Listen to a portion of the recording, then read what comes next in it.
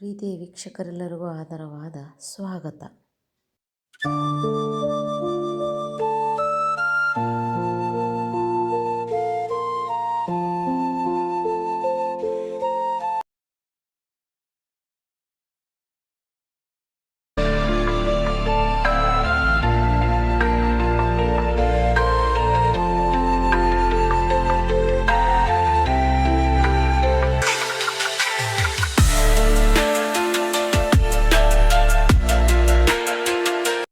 ಪ್ರೀತಿಯ ವೀಕ್ಷಕರೆಲ್ಲರಿಗೂ ಆದರವಾದ ಸ್ವಾಗತ.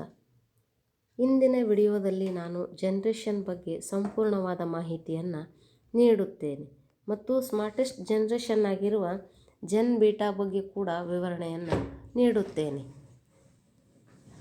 ಜನರೇಷನ್ ಎಂದರೆ ಪೀಳಿಗೆ ಎಂದರ್ಥ. ಒಂದು ಪೀಳಿಗೆಯು ಒಂದೇ ಸಮಯದಲ್ಲಿ ಜನಿಸಿದ ಮತ್ತು ವಾಸಿಸುವ ಎಲ್ಲ ಜನರನ್ನು ಸಾಮೂಹಿಕವಾಗಿ ಒಂದು ಪೀಳಿಗೆ ಎಂದು ಕರೆಯುತ್ತೇವೆ. ಇದು ಸರಾಸರಿಯ ಅವಧಿಯಾಗಿದ್ದು ಸಾಮಾನ್ಯವಾಗಿ ಸುಮಾರು 20 ರಿಂದ 30 ವರ್ಷಗಳ ಅವಧಿಯನ್ನು ಒಂದು ಜನರೇಷನ್ ಎಂದು ಪರಿಗಣಿಸಲಾಗುತ್ತದೆ. ಈ ಪೀಳಿಗೆಯಲ್ಲಿ ಮಕ್ಕಳು ಹುಟ್ಟುತ್ತಾರೆ, ಬೆಳೆಯುತ್ತಾರೆ, ವಯಸ್ಕರಾಗುತ್ತಾರೆ, ಮಕ್ಕಳನ್ನು ಹೊಂದಲು ಪ್ರಾರಂಭಿಸುತ್ತಾರೆ. ಈ ಮಧ್ಯದ ಅವಧಿಯನ್ನು ನಾವು ಜನರೇಷನ್ ಅಥವಾ ಪೀಳಿಗೆ ಎಂದು ಕರೆಯುತ್ತೇವೆ. ಜೀವಶಾಸ್ತ್ರದ ಪ್ರಕಾರ ಪೀಳಿಗೆಯು ಜೈವಿಕ ಉತ್ಪಾದನೆ ಅಥವಾ ಸಂತಾನೋತ್ಪತ್ತಿ. ಇಲ್ಲಿ ಜೀವಶಾಸ್ತ್ರದ ಪ್ರಕಾರ ಜನರೇಷನ್ ಅಂದರೆ ಸಂತಾನೋತ್ಪತ್ತಿ ಕಾಲ ಅಥವಾ ಸಂತಾನೋತ್ಪತ್ತಿ ಆಗುವ ಸಮಯ, ಸಂತಾನೋತ್ಪತ್ತಿ ಎಂದು ಅವರು ವಿಶ್ಲೇಷಣೆಯನ್ನು ಮಾಡುತ್ತಾರೆ. ಜನಸಂಖ್ಯಾಶಾಸ್ತ್ರದ ಪ್ರಕಾರ ಮಾರ್ಕೆಟಿಂಗ್ ಮತ್ತು ಸಮಾಜ ವಿಜ್ಞಾನದಲ್ಲಿ ಜನರೇಷನ್ ಎಂದರೆ ಜನನ ವಯಸ್ಸಿನ ಸಮಂಜಸತೆಗೆ ಪೀಳಿಗೆಯು ಸಮಾನವಾಗಿದೆ ಎಂದು ಕರೆಯುತ್ತಾರೆ. ನಿರ್ದಿಷ್ಟ ಜನಸಂಖ್ಯೆಯೊಳಗಿನ ಜನರು ನಿರ್ದಿಷ್ಟ ಸಮಯದೊಳಗೆ ಅದೇ ಮಹತ್ವದ ಘಟನೆಗಳನ್ನು ಅನುಭವಿಸುತ್ತಾರೆ. ಅಂದರೆ ಇಲ್ಲಿ ಒಂದು ಮಗು ಹುಟ್ಟುತ್ತದೆ, ಬೆಳೆಯುತ್ತದೆ, ವಯಸ್ಕನಾಗುತ್ತದೆ, ತಾನು ಮಕ್ಕಳನ್ನು ಹೊಂದಲು ಪ್ರಾರಂಭಿಸುತ್ತದೆ. ಅದರ ಮಧ್ಯದ ಅವಧಿಯನ್ನು ನಾವು ಜನರೇಷನ್ ಎಂದು ಕರೆಯುತ್ತೇವೆ. ಪೀಳಿಗೆ ಎಂಬ ಪದವನ್ನು ಸಾಮಾಜಿಕ ಪೀಳಿಗೆ ಎಂದು ಕೂಡ ಕರೆಯುತ್ತಾರೆ. ಪೀಳಿಗೆ ಎಂಬ ಪದ ಗಂಭೀರವಾಗಿದ್ದು 19ನೇ ಶತಮಾನದ ಪ್ರಾರಂಭದಲ್ಲಿ. ಅದಕ್ಕಿಂತ ಹಿಂದೆ ನಾವು ಜನರೇಷನ್ ಅಥವಾ ಜನರೇಷನ್ ಎಂಬ ಪದದ ಬಗ್ಗೆ ಕಲ್ಪನೆ ಇರಲಿಲ್ಲ. ಒಂದು ಪೀಳಿಗೆಯು ಸಮಾಜದಲ್ಲಿನ ಮೂಲಭೂತ ಸಾಮಾಜಿಕ ವರ್ಗಗಳಲ್ಲಿ ಒಂದಾಗಿದೆ ಎಂದು ವಿಶ್ಲೇಷಕರು ನಂಬುತ್ತಾರೆ. ಇನ್ನು ಕೆಲವರು ವರ್ಗ, ಲಿಂಗ, ಜನಾಂಗ, ಶಿಕ್ಷಣಕ್ಕಿಂತ ಪೀಳಿಗೆಯೇ ಹೆಚ್ಚಿನ ಮಹತ್ವ ಕೊಡುವುದಿಲ್ಲ. ಲಾಸ್ಟ್ ಜನರೇಷನ್ ಯುರೋಪ್ನಲ್ಲಿ ಜನರೇಷನ್ ಆಫ್ 1914 ಎಂದು ಕರೆಯುತ್ತಾರೆ. ಇವರು ವಿಶ್ವ ಸಮರದಲ್ಲಿ ಹೋರಾಡಿದವರನ್ನು ವಿವರಿಸಲು ಗ್ರೇಟ್ವುಡ್ ಸ್ಟ್ರೈನ್ ಎಂದ ಹುಟ್ಟಿಕೊಂಡ ಪದವಾಗಿದೆ. 1883 ರಿಂದ 1990 ಜನಿಸಿದ ಸಮೂಹ ಇವರು ವಿಶ್ವ ಯುದ್ಧದ ಸಮಯದಲ್ಲಿ ವಯಸ್ಸಿಗೆ ಬಂದವರು ಎಂದು ಹೇಳುತ್ತಾರೆ. ಇವರನ್ನು ಲಾಸ್ಟ್ ಜನರೇಷನ್ ಎಂದು ಕೂಡ ಯುರೋಪ್ನಲ್ಲಿ ಕರೆಯುವುದುಂಟು. ಗ್ರೇಟೆಸ್ಟ್ ಜನರೇಷನ್ ಇಲ್ಲಿ ವಿಶ್ವ ಸಮರದಲ್ಲಿ ಹೋರಾಡಿದವರನ್ನು ಒಳಗೊಂಡಿದೆ. ಇವರು 1901 ರಿಂದ 1927 ಸಮಯ ಮಧ್ಯದಲ್ಲಿ ಜನಿಸಿದ ಪೀಳಿಗೆ ಸಮೂಹವನ್ನು ಗ್ರೇಟೆಸ್ಟ್ ಜನರೇಷನ್ ಎಂದು ನಾವು ಕರೆಯುತ್ತೇವೆ. ಸೈಲೆಂಟ್ ಜನರೇಷನ್ ಲಕ್ಕಿ ಫೂ ಎಂದು ಕರೆಯುತ್ತಾರೆ. ಎರಡನೆಯ ಮಹಾಯುದ್ಧ ನಂತರದಲ್ಲಿ ವಯಸ್ಸಿಗೆ ಬಂದ ಸಮೂಹ 1928 ರಿಂದ 1945 ಮಧ್ಯದಲ್ಲಿ ಜನಿಸಿದವರನ್ನು ಸೈಲೆಂಟ್ ಜನರೇಷನ್ ಅಥವಾ ಲಕ್ಕಿ ಫೂ ಅಂತ ಕರೆಯುತ್ತಾರೆ. ಬೇಬಿ ಬೂಮರ್ಗಳು 1946 ರಿಂದ 1964 ಎರಡನೇ ಮಹಾಯುದ್ಧದ ನಂತರ ಜನಿಸಿದ ಜನರ ಸಮೂಹ ಬೇಬಿ ಬೂಮರ್ಗಳು ಎಂದು ಕರೆಯುತ್ತಾರೆ. ಬೇಬಿ ಬೂಮರ್ ಸಮಯದಲ್ಲಿ ಜನನ ಹೆಚ್ಚಿನ ಪ್ರಮಾಣವಾಗಿದ್ದರಿಂದ ಇದನ್ನು ಬೇಬಿ ಬೂಮರ್ಗಳು ಎಂದು ಕರೆದರು. ಜನರೇಷನ್ ಎಕ್ಸ್ ಅಥವಾ ಜೆನ್ ಎಕ್ಸ್ ಬೇಬಿ ಬೂಮರ್ಗಳನ್ನು ಅನುಸರಿಸುವ ಸಮೂಹ ಇದಾಗಿದೆ. 1965 ಮತ್ತು 1980 ನಡುವೆ ಜನಿಸಿದ ಜನರು ಅಥವಾ ಜನಸಮೂಹವನ್ನು ಜನರೇಷನ್ ಎಕ್ಸ್ ಅಥವಾ ಜೆನ್ ಎಕ್ಸ್ ಎಂದು ಕರೆಯುತ್ತಾರೆ. ಈ ವೇಳೆ ಜನನ ಪ್ರಮಾಣ ದರ ಕಡಿಮೆಯಾಯಿತು. ಇದನ್ನು ಬೇಬಿ ಬಸ್ಟ್ ಪೀಳಿಗೆ ಎಂದು ಕರೆದರು.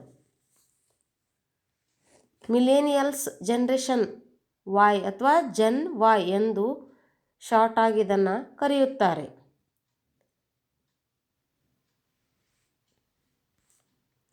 ಹತ್ತೊಂಬತ್ತು 1996 ಮಧ್ಯೆ ಜನಿಸಿದವರನ್ನು ಮಿಲೇನಿಯಲ್ಸ್ ಜನರೇಷನ್ ಅಥವಾ ಜನ್ ವೈ ಎಂದು ಕರೆಯುತ್ತಾರೆ.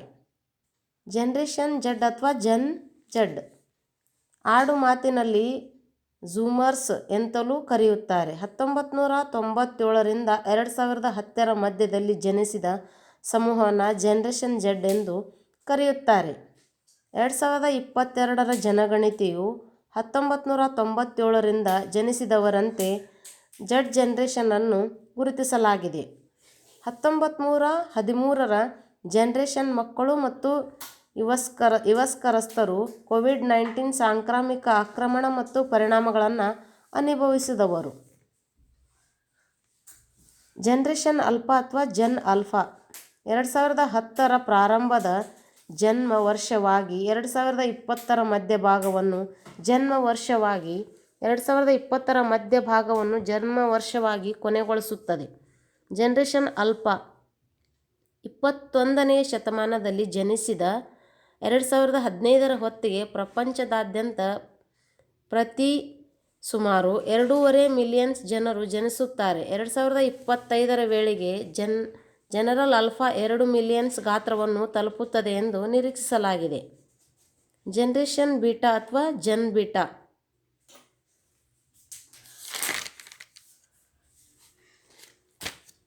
ಜನರೇಷನ್ ಆಲ್ಫಾ ನಂತರ ಈ ಪೀಳಿಗೆಯ ಪದವನ್ನು ಜನರೇಷನ್ ಬೀಟಾ ಎಂದು ಅಥವಾ ಜನ್ ಬೀಟಾ ಎಂದು ಕರೆದರು.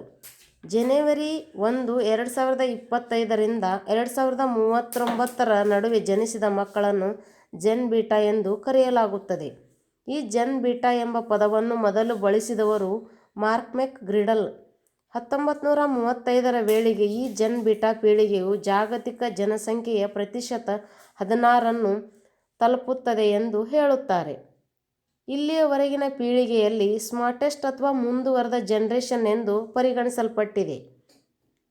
ಈ ಜನರೇಷನ್ ಮಕ್ಕಳು ತುಂಬ ಫಾಸ್ಟ್, ಎಲ್ಲವೂ ಒಂದೇ ಒಂದು ಕ್ಲಿಕ್ನಲ್ಲಿ ಆಗುತ್ತದೆ. ಆರ್ಟಿಫಿಷಿಯಲ್ ಇಂಟೆಲಿಜೆಂಟ್ ಅಥವಾ ರೋಬೋಟಿಕ್ ನಂಥ ಅತ್ಯಾಧುನಿಕ ತಂತ್ರಜ್ಞಾನದಲ್ಲಿ ಮುಂದುವರೆದ ಯುಗದಲ್ಲಿ ಜನಿಸಿದ ಮಕ್ಕಳು ತುಂಬ ಜಾಣರಾಗಿ ಇರುತ್ತಾರೆ. 2025 ಭಾರತದಲ್ಲಿ ಜನ್ ಬೀಟಾ ಅಸ್ತಿತ್ವಕ್ಕೆ ಬಂದಿದೆ. ಭಾರತದ ಮಿಜೋರಾಂನ ಐಜ್ವಾಲ್ನಲ್ಲಿರುವ ಡರ್ಟ್ಲಾಂಗ್ನಲ್ಲಿರುವ ಸಿನೋಡ್ ಆಸ್ಪತ್ರೆಯಲ್ಲಿ ಜನವರಿ 1 12:30 ಮಗುವೊಂದು ಜನಿಸಿದೆ. ಮಗು 3.12 ಗ್ರಾಮಿದ್ದು ಹೊಸ ಯುಗಕ್ಕೆ ಆರಂಭ ಹಾಡಿದೆ. ಮಗುವಿಗೆ ಫ್ರಾಂಕಿ ಎಂದು ನಾಮಕರಣ ಮಾಡಿದೆ. ತಂದೆ ಹೆಸರು ಜೆಡಿ ರೆಮತ್ಸಂಗ್, ತಾಯಿ ರಾಮ್ ಜಿರ್ಮಾವಿ. ಈಕೆಗೆ ಒಬ್ಬ ಸಹೋದರಿ ಕೂಡ ಇದ್ದಾಳೆ. ಇದು ಹೆಣ್ಣು ಮಗು. ಇದು ಜನ್ ಬೀಟಾದ ಮೊದಲ ತಳಿ ಭಾರತದಲ್ಲಿ ಜನಿಸಿದೆ. ಇನ್ನು ಜನ್ ಬೀಟಾ ಜನರೇಷನ್ ಮಕ್ಕಳು ತುಂಬ ಫಾಸ್ಟ್ ಅಥವಾ ಜನರೇಷನ್ ಫಾಸ್ಟ್ ಅಂತ ಏಕೆ ಕರೆಯುತ್ತೇವೆ ಎಂದರೆ, ಈಗಾಗಲೇ ತಂತ್ರಜ್ಞಾನ ಮುಂದುವರೆದಿದ್ದು ಅತ್ಯಾಧುನಿಕವಾಗಿರುವುದರಿಂದ ಇದಕ್ಕಿಂತ ಹೆಚ್ಚಿನ ತಂತ್ರಜ್ಞಾನವನ್ನು ಬಳಸಲು ಮಕ್ಕಳು ಕಲಿಯುತ್ತಾರೆ. ಅದಕ್ಕಾಗಿ ಇದನ್ನು ಜನ್ ಬೀಟಾ ಅಂತ ಕರೆಯುತ್ತಾರೆ ಅಥವಾ ಜನರೇಷನ್ ಬೀಟಾ ಎಂದು ಕರೆಯುತ್ತೇವೆ. ಮಕ್ಕಳ ಬುದ್ಧಿಮತ್ತೆ ಹೆಚ್ಚಾಗಿರುತ್ತದೆ. ಮಕ್ಕಳು ತುಂಬ ವೇಗವಾಗಿ ಅರ್ಥ ಮಾಡಿಕೊಳ್ಳುತ್ತಾರೆ ಮತ್ತು ಗ್ರಹಣ ಮಾಡಿಕೊಳ್ಳುವ ಶಕ್ತಿ ಇರುವುದರಿಂದ ಇವರು ತುಂಬ ಫಾಸ್ಟೆಸ್ಟ್ ಜನರೇಷನ್ ಎಂದು ಇವರನ್ನು ನಾವು ಕರೆಯಬಹುದು. ವಿಡಿಯೋ ಇಷ್ಟ ಆದರೆ ಲೈಕ್ ಮಾಡಿ, ಶೇರ್ ಮಾಡಿ, ಸಬ್ಸ್ಕ್ರೈಬ್ ಮಾಡಿ, ಸುಂದರ ಭುವನ್ ಚಾನಲ್ನ ವಾಚ್ ಮಾಡಿ ಅಂತ ಹೇಳುತ್ತಾ ಈ ವಿಡಿಯೋವನ್ನು ಕೊನೆಗೊಳಿಸುತ್ತೇನೆ. Thanks for watching.